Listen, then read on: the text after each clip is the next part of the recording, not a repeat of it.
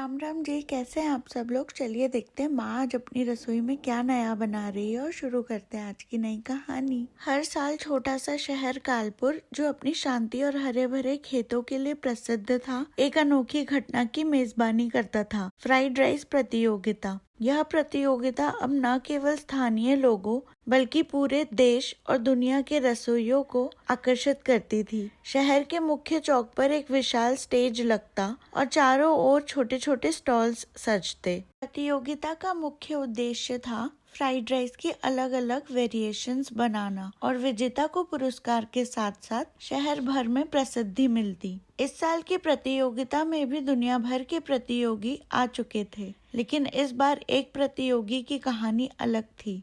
वह था राहुल, एक साधारण सा लड़का जो एक छोटे से गांव से था। राहुल का जीवन बहुत साधारण था, लेकिन उसका एक जुनून था खाना बनाना, खासकर फ्राइड राइस। राहुल का सपना था कि वह अपने छोटे से गांव को गर्व महसूस कराए और इस प्रतियोगिता में अपने हुनर से कुछ खास कर दिखाए। राहुल का एक खास तरीका था फ्राइड राइस बनाने का। वह इसे लाल मसाला फ्राइड राइस कहता था, जिसमें उसने पारंपरिक फ्राइड राइस में एक नया ट्विस्ट डाला था, एक विशेष मसाले का मिश्रण जो उसे खास रंग और स्वाद देता था। उसने यह रेसिपी अपनी दादी से सीखी थी, जिन्होंने इसे एक पुराने पारंपरिक तरीके से तैयार किया था, लेकिन उसे कभी भी सही मौका नहीं मिला था अपनी रेसिपी को दुनिया के सामने लाने का। अब जब वह यह प्रतियोगिता जीतने का सपना देख रहा था, तो उसकी आशा और भी बढ़ गई थी। लेकिन एक समस्या थी। राहुल की रेसिपी को लेकर एक पुरानी रंजिश भी थी।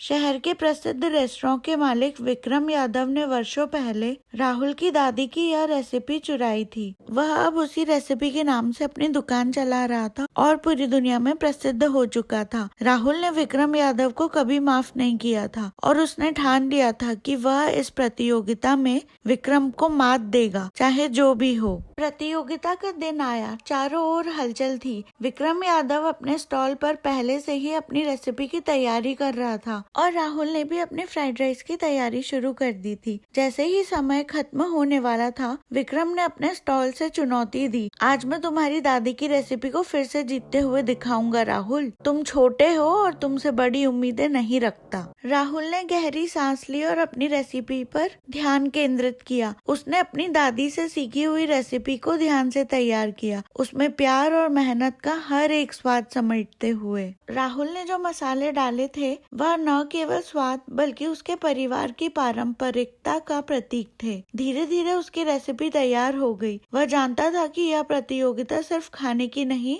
बल्कि अपने आत्मविश्वास और परंपरा का मुकाबला भी था। समय खत्म हुआ और सभी प्रतियोगियों ने अपनी फ्राइड राइस प्रस्तुत की। जजों ने एक एक कर सभी को चखा। जब राहुल की बारी आई, तो उसने अपना लाल मसाला फ्राइड राइस पेश किया। पहले निवाले में ही जजों ने उसकी रेसिपी की खासियत पहचान ली। यह स्वाद केवल मसालों का नहीं, बल्कि उसमें छुपी हुई पारंपरिकता और कड़ी मेहनत का था। आखिरकार जब परिणाम आया, तो सभी ने हैरान होकर सुना, इस साल के विजेता है राहुल। पूरी भीड़ ने तालियां बजाई और विक्रम यादव का चेहरा लाल हो गया। राहुल ने न केवल प्रतियोगिता जीती, बल्कि अपनी दादी की रेसिपी को नई पहचान भी दी। विक्रम ने भी हार मानते हुए राहुल को बधाई दी और यह मान लिया कि कभी कभी नई सोच और मेहनत से पुराने रिश्ते और परंपराएं एक नई दिशा ले सकते हैं। इस प्रतियोगिता ने राहुल को एक नई पहचान दिलाई। आशा करती हूँ आपको आज की कहानी और रेसिपी अच्छी लगी होगी। जल्दी आपसे फिर मिलेंगे एक नई कहानी के साथ। धन्यवाद।